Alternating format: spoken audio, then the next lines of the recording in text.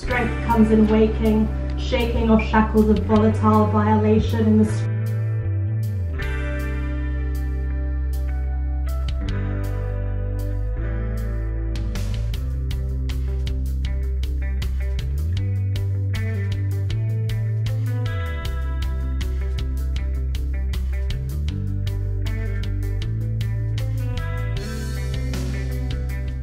I created Sad Girls Club for girls who were experiencing depression and anxiety and who were similar to me. They didn't have an outlet to talk about their mental health or mental illnesses, so I wanted to create a physical and digital space for the girls that are like a younger Elyse.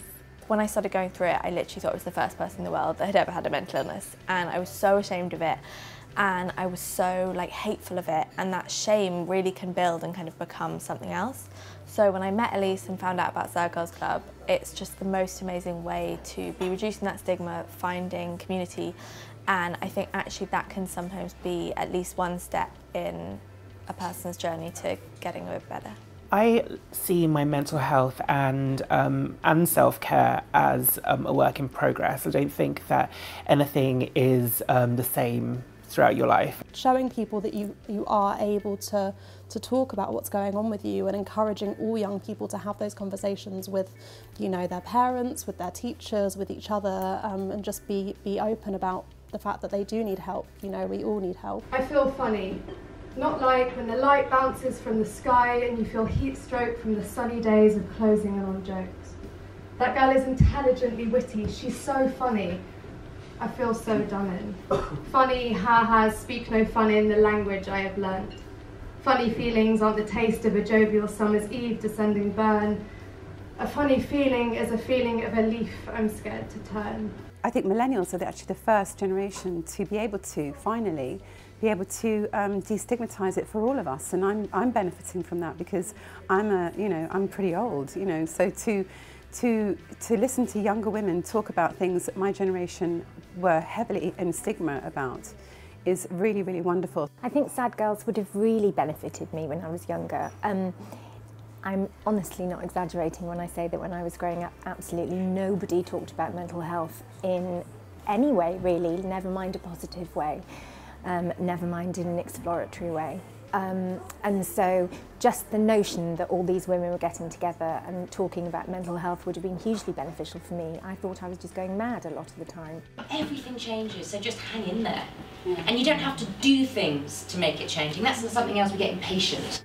Sad Girls Club offers the opportunity for you to connect with someone through mental health in a positive way. You don't feel lonely when you leave the club. You feel uplifted, you feel welcomed, you feel accepted, and I think that's something that's hard to find and was hard to find in the past. My biggest thing is accepting myself, is to not be in denial of whatever my makeup is to understand it and manage it. So I have ADHD, I'm mixed race, I'm creative, my attention span is quite short, but I do ultimately just want to love people and do the best I can. One of the things that our research has been trying to look at is what kind of habits keep anxiety and low mood going. And certainly what a lot of people do is they worry about the future, or they chew over and ruminate about the past. And those habits are really not very helpful. I think if Sad Girls Club had been around when I was first going through this, it would have basically completely removed the shame that I felt around my mental illness. And while that's not everything, and it wasn't, the be-all and end-all, it would definitely have helped me in being more open and just feeling a bit less self-hatred about it all. I think the best thing we can do in 2018 all round is to listen. Mental health isn't paid for, and it should have a great deal more money behind it. And unfortunately, mental health is normally the first thing to be cut because you can't see it. You can't see it on an X-ray.